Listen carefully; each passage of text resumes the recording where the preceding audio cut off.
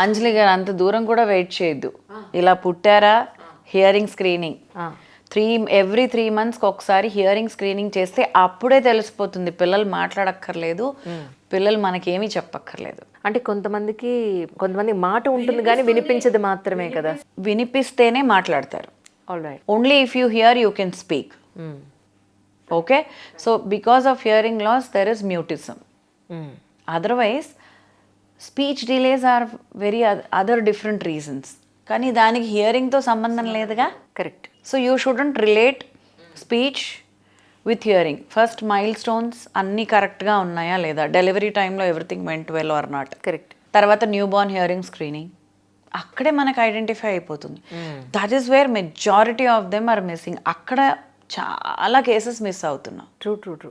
కానీ ఇప్పటికీ ఎడ్యుకేటెడ్ అయిన ఫ్యామిలీస్లోనే పిల్లలు చూసిన వెంటనే నేను గుర్తించిన ADHD ఉంది వీడికి అని నేను గుర్తించినా కూడా మా వాళ్ళే ఆపుతారు. అమ్మ నువ్వు చెప్పకు, వాళ్ళు డైజెస్ట్ చేసుకోలేరు, నువ్వు అనవసరంగా ప్రాబ్లం అవుతుంది. వాళ్ళ చుట్టుపక్కల వాళ్ళు చెప్పరు, నన్ను చెప్పనివ్వరు. ఆల్మోస్ట్ 5 years వచ్చేసేవాడికి ఇప్పుడు. This is the problem. మీరు ఫేస్ చేస్తుంది ఒక్క చైల్డ్, ఇద్దరు ఎప్పుడో కనపడ్డప్పుడు. మాకు on daily basis we only see such cases. So ఇప్పుడు మేము కాక్లర్ ఇంప్లాంట్ ప్రోగ్రామ్ స్టార్ట్ చేసినప్పుడు ఓన్లీ హియరింగ్ లాస్ కాన్సన్ట్రేట్ చేసేదాన్ని. కానీ దానికి అటాచ్డ్ అంటే సైమల్టేనియస్గా సిండ్రోమ్స్ ఉంటాయి. వార్డెన్బర్గ్ సిండ్రోమ్, దానికి రెగ్యులర్గా మిగతా వాటికి సంబంధం ఉండదు కాబట్టి కాక్లర్ ఇంప్లాంట్ చేస్తాం. కానీ some kids have a little autism, అదే ఆ లిటిల్ బిహేవియర్ ఇష్యూస్, ఇలాంటివి కూడా ఉంటాయి. ఆఫ్ లేట్ ఆ ప్రాబ్లమ్స్ ఎక్కువ అవ్వడం మొదలుపెట్టాను. దాని ప్రివిలెన్స్ ఇస్ మోర్ అనమాట ఇప్పుడు. సో మల్టీ రీహాబిలిటేషన్ సెంటర్ అని ఒక ఫ్రీ సెంటర్ స్టార్ట్ చేసాం. అవును, చెప్పారు నాకు. సో ఇప్పుడు మా దగ్గర ఉన్న పిల్లలే ఎక్కడన్నా ఏదైనా ఎక్స్ట్రా డిఫెక్ట్ ఉండి ఏదన్నా చేయాల్సి వస్తే, వాళ్ళకి ఇంకేమన్నా ప్రాబ్లమ్స్ ఉంటాయి, we are treating them with those kind of. అవును, మీరు దానికి చాలా వరకు ఫ్రీ సర్వీస్ చేస్తున్నారని. అవునండి, అవును.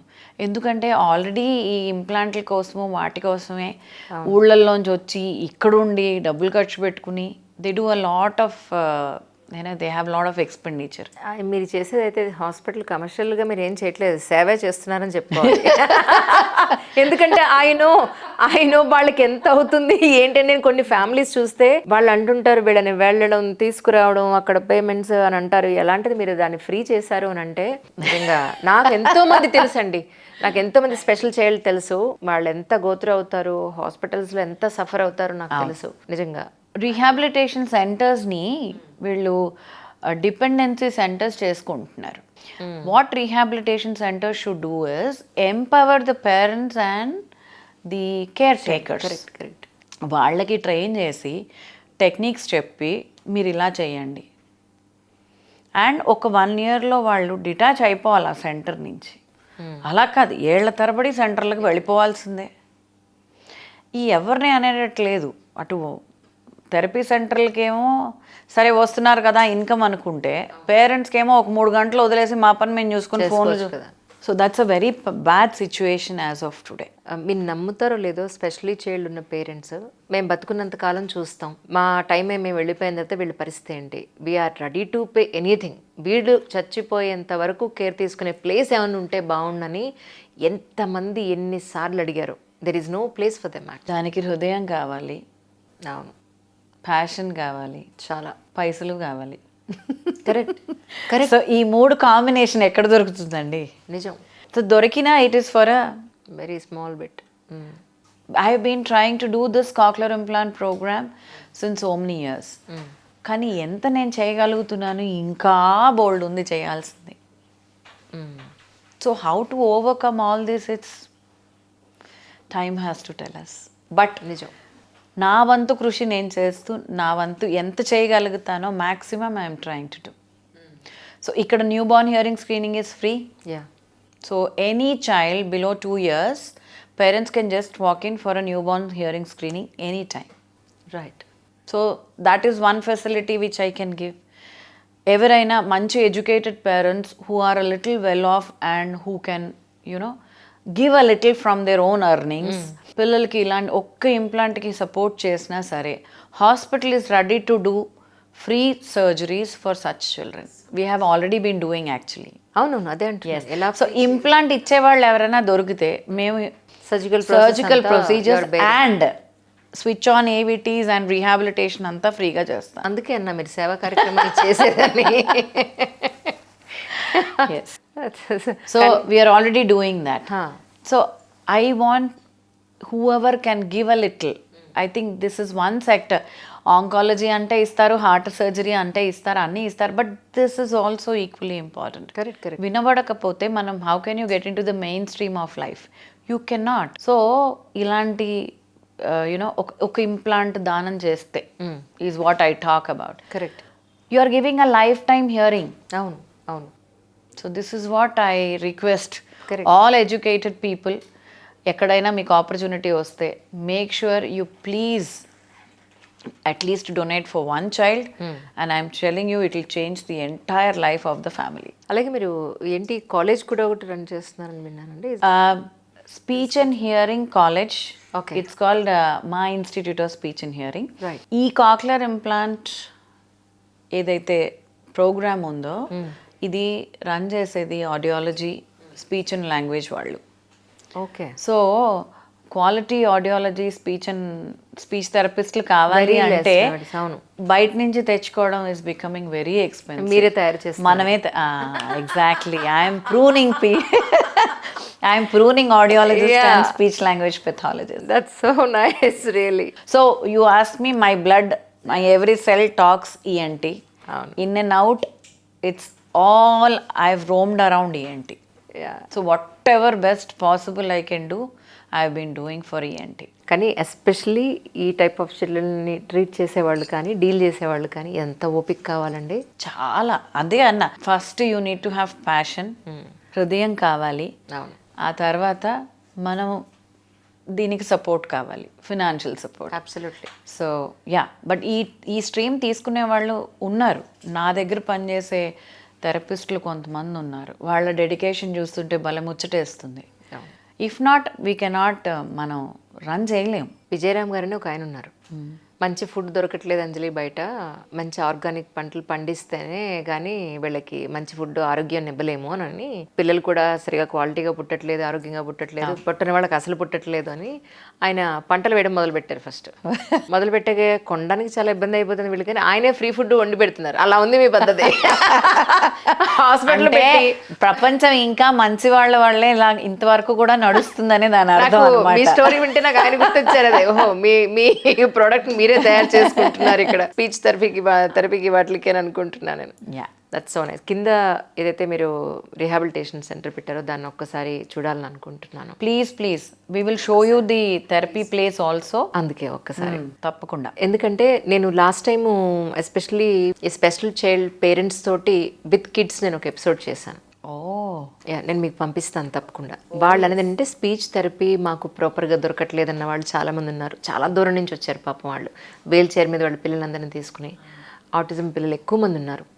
సో వాళ్ళని అట్లీస్ట్ ఇక్కడ హైదరాబాద్లో నేను చేశాను అండి. వాళ్ళు డిఫరెంట్ ప్లేసెస్ నుంచి వచ్చారు. ఓకే. 2-3 NGOs కూడా నాకు దానికి లింకప్ అయి ఉన్నారు. ఓకే.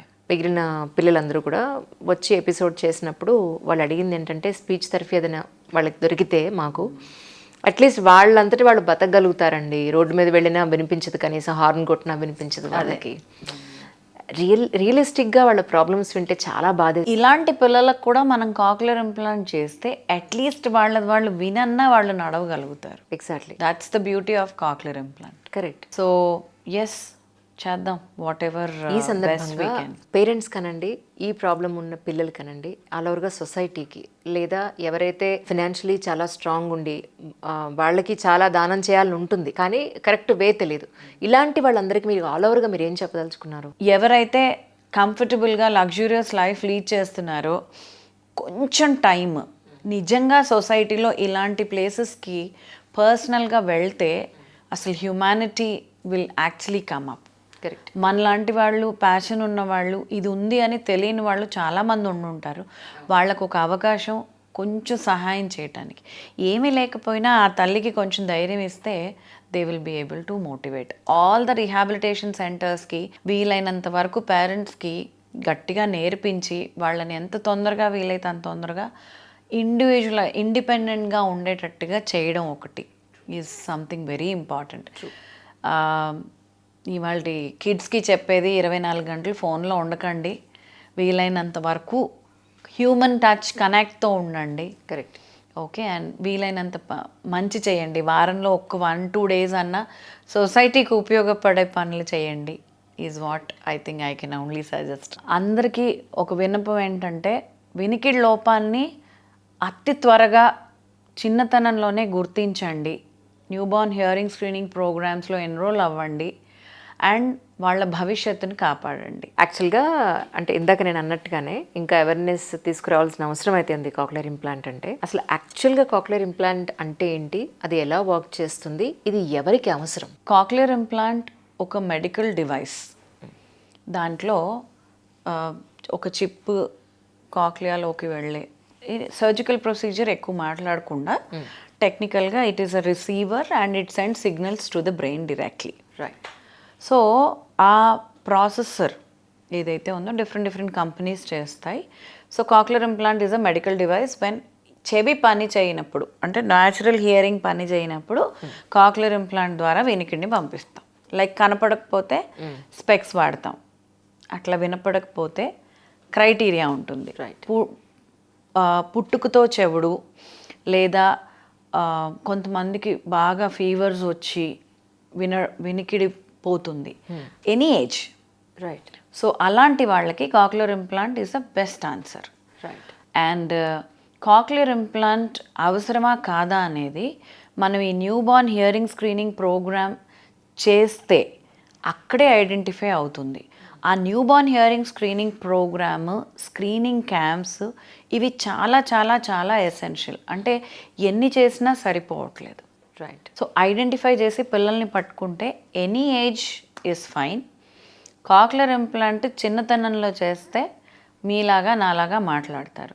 కొంచెం పెద్దగా అయిన తర్వాత చేస్తే స్పీచ్ క్లారిటీ రాకపోవచ్చు, కానీ వాళ్ళు డిపెండెన్సీ మోడ్లో అయితే ఉండరు. They will listen. Correct. They will know what. Door bell ring అయితే తెలుస్తుంది, హార్న్ కొడితే తెలుస్తుంది, స్ట్రీట్ మీద ఒకళ్ళు నడవగలుగుతారు. సో ఇలాగా కాక్లియర్ ఇంప్లాంట్ హెల్ప్ చేస్తుంది. కరెక్ట్. చిన్నపిల్లల్లో every PHC newborn hearing screening program, లేదా అంగన్వాడీసు, గ్రామ పంచాయతీ సర్పంచ్లు వీళ్ళ సపోర్ట్ తీసుకుని ప్రస్తుతం అయితే నేను ఒక 3-4 పిహెచ్సిస్కి ఎవ్రీ వీక్ మేము అకోస్టిక్ హియరింగ్ స్క్రీనింగ్ వ్యాన్ పంపించి స్క్రీనింగ్ ప్రోగ్రామ్స్ చేస్తూ అక్కడ ఐడెంటిఫై చేసి వాళ్ళకి లిస్ట్లో ఒక మోర్ దాన్ 20-25 వెయిటింగ్ లిస్ట్ ఉంది. ఎవరైనా హెల్ప్ చేస్తే ఇంప్లాంట్ చేయించుకునే వాళ్ళు. Oh my God, is it? Yes. So కోటి మన దగ్గర ఈఎన్టీ హాస్పిటల్లో అయితే అన్నీ ఫ్రీగా చేస్తారు. మన దగ్గర వీ హ్యావ్ లిమిటేషన్స్. సో అందుకనే ఎవరైనా కొంచెం లగ్జరీ ఉంది మాకు పర్వాలేదు మేము ఇవ్వచ్చు అనుకునే వాళ్ళు ఎవరైనా డొనేషన్ ఇవ్వగలిగితే కనుక ఎంతోమంది పిల్లలకి వాళ్ళ ఫ్యామిలీస్కి లైఫ్ ఇచ్చిన వాళ్ళం అవుతాం. ఏవైతే మనం ఈ సర్జరీస్ చేస్తున్నామో ఈ కాక్లియర్ ఇంప్లాంట్స్ ఎవరైనా డొనేట్ చేస్తే హాస్పిటల్ ఫ్రీగా చేస్తుందని చెప్తున్న సర్జరీస్ అన్నీ ఈజ్ ఆల్ సపోర్టెడ్ బై మా రీసెర్చ్ ఫౌండేషన్. మా రీసెర్చ్ ఫౌండేషన్ అనేది ఒక ఎన్జిఓ. ఇది ఎప్పుడు ఆల్మోస్ట్ 2007లో ఎప్పుడో ఎస్టాబ్లిష్ చేసాం.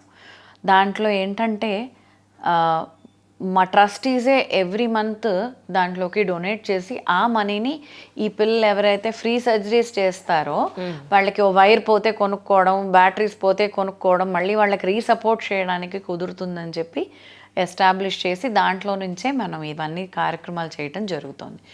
మా రీసెర్చ్ ఫౌండేషన్ నుంచి ఫ్రీ క్యాంప్స్ చేస్తాము, మల్టీ రీహాబిలిటేషన్ సెంటర్లో ఫ్రీ సెషన్స్ ఇప్పిస్తున్నాము, ఫ్రీ సర్జరీస్ మా హాస్పిటల్ వాళ్ళతో collaborated we will be doing free surgeries. Right. Yes. So మా research foundation itself is again divided into 2 sectors. ఒకటి సర్వీస్, ఇప్పుడు నేను చెప్పింది. రెండోది it works on genetics and research. So అసలు hearing loss ఎందుకు వస్తుంది పిల్లలకి? There is something called sinusitis అని అందరికీ తెలుసు, కానీ ఫంగల్ సైనసైటిస్ అని వస్తుంది ఇప్పుడు. అసలు ఆ ఫంగల్ సైనసైటిస్ ఎందుకు వస్తుంది? ఎనీ జీన్ ఇష్యూ ఉందా, లేదంటే జెనెటికల్ ఇష్యూవా, లేకపోతే ఎన్వైరన్మెంటల్ ఇష్యూవా? సో దీని మీద కూడా R&D చేయటం జరుగుతుంది. అమెరికాలో ఒక రీసెర్చ్లో చెప్పారనంటే ఏదైనా ఒక ప్రాబ్లం ఏళ్ల తరబడి నీ బాడీలో ఉండిపోతే అది నీ డిఎన్ఏలోకి ఎంటర్ అయినట్టు. అబ్సల్యూట్లీ. ఆ డిఎన్ఏ ఫర్దర్ జనరేషన్స్కి ఖచ్చితంగా అది క్యారీ ఫార్వర్డ్ అవుతుంది. కానీ మీరు చూస్తే ఈ పుట్టుకతో ఎవరికైతే చెవుడు వస్తుందో majority of the times genetic issue మ్యాన్రికాల్లో పెళ్లి చేసుకోవడం. అవును. So that is one thing which చేసుకున్నారు, కానీ there is something called as genetic testing with us. అవును, అవును. సో అది చేసుకొని అన్నీ బాగుంటాయా లేదా చూసుకుంటే మనకి ఇబ్బంది ఉండదు, పుట్టే పిల్లలకి కూడా ఇబ్బంది లేకుండా చూసుకోవచ్చు. కానీ మీకు భక్తి కూడా ఎక్కువేనే నేను అనుకుంటున్నాను. అంటే సో దేవుడు ఉన్నాడని నమ్ముతున్నారు. See, I will not exactly say only Devudu, but I'll say there is some supernatural power which is supporting all of us. Otherwise, it's very difficult for us to be what we are, do what we are doing. And one more thing ఏంటంటే parents especially పిల్లలకి ఏదైనా ఒక చిన్నది minute thing అయినా కూడా defect ఉంది, లేదు వీళ్ళు ఇందులో కొంచెం ల్యాగ్ ఉన్నారు అంటే దాన్ని యాక్సెప్ట్ చేయగలిగే గుణం కూడా రావాలేమో అనిపిస్తూ ఉంటుంది. ఫస్ట్ ఆఫ్ ఆల్ అవేర్నెస్తోని ఇది జరుగుతుంది. కరెక్ట్. మనకు దాని గురించి తెలిస్తే మనం వింటూ ఉన్నాం అనుకోండి దాని గురించి, ఓకే ఇది ఉంది, దీన్ని నేను బాగు చేసుకోగలుగుతాననే కాన్ఫిడెన్స్ వస్తుంది. సో నా రిక్వెస్ట్ మీలాంటి ఇన్ఫ్లుయెన్సర్స్ అందరికీ వీలైనంత వరకు దీని గురించి మాట్లాడండి. This is curable, at least manageable అనే స్టేజ్ మనకు తెచ్చుకోవచ్చు అనేది అవేర్నెస్ కల్పించడం చాలా మంచిది. అద్భుతం. ఎస్.